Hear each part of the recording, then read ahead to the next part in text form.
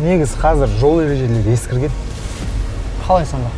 Енді салыстырса бұрынғы машинаны қара, қазіргі машинаны қара. Екеуінің арасы жермен көктей.